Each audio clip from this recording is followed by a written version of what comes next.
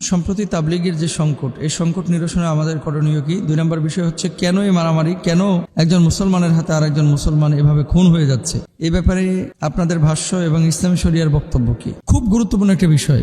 দেখেন, আমি গত কয়েকটা মাহফিলেও এই আলোচনাটা করেছি এবং অনেকদিন আগে জুমাতেও আলোচনা করেছিলাম যে এদেশে ইসলামের ক্ষতি মুসলমানরা যতটা করতেছেন, মুসলিম নামধারী কিছু মুনাফিক, ইহুদি, খ্রিস্টান, হিন্দুরা কিন্তু ইসলামের জন্য এতটা হুমকি না। মুনাফিকদের কার্যক্রম ইসলামের জন্য যতটা হুমকি বা ক্ষতিস্বরূপ। আপনি বলবেন কিভাবে? দাওয়াত তাবলীগের কাজ এটা বাংলাদেশে আজকে থেকে না, বহু আগে থেকেই।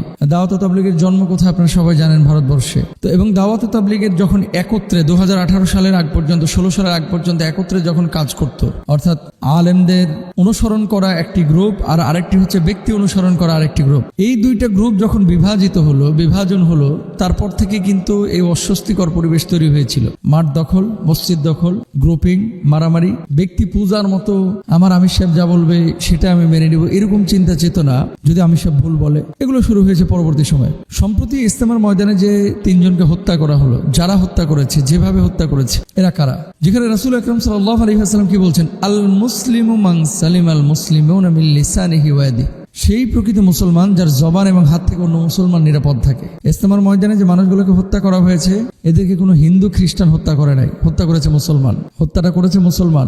এই যারা হত্যা করেছে, এতদিন পর্যন্ত দাওয়াত তাবলীগের কাজ করে এরা শিখলোটা মূলত কি শিখলো? শিখলোটা কি? ব্যক্তি পূজা, অন্ধ, বধির। যেখানে আল্লাহ সুবহানাহু ওয়া তাআলা বলছেন, মান কাতালা নাফসান মুতাআম্মিদান ফাজাযাউহু জাহান্নাম খালিদান ফাগাদিবাল্লাহু আলাইহি ওয়া লানাহু ওয়া আদালাহু আযাবান আযীমা, আযাবান মুহিনা।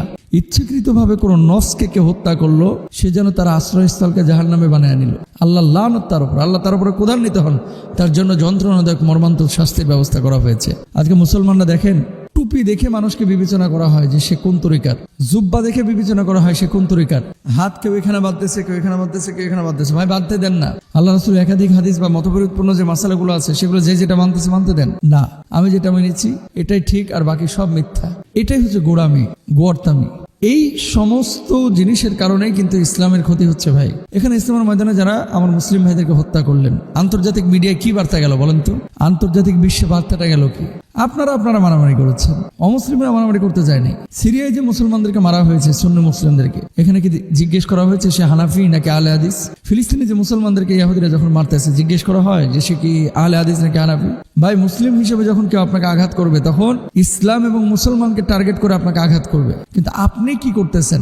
সম্প্রতি ইজতেমার ময়দানে যে ঘটনাটা ঘটেছে, এতে করে এরা আসলে দাওয়াত তাবলীগের কাজ করার মতো যোগ্যতা রাখে না। এরা সন্ত্রাস, এবং এদেরকে আইনের আওতায় নিয়ে এসে কড়া শাস্তি দেওয়ার ব্যবস্থা করতে হবে। দেখেন, আলেমদেরকে কেন তারা মানতে চায় না? কেন মানতে চায় না? এর ভিতরে একটা লিডারের ভাব আছে, নেতাগিরির একটা ভাব এদের ভিতরে চলে এসেছে। এর মধ্যে অনেকেই দেখবেন যে পূর্ববর্তী রাজনীতির সাথে জড়িত ছিল। অনেকে এমপির জন্য, এমপি ইলেকশনের জন্য ওই কিনেছিল, কি এর নাম, নমিনেশনও কিনে উঠিয়েছিল, ইলেকশন করবে তাই। কিন্তু দেখেন, ইলেকশন করতে পারে নাই।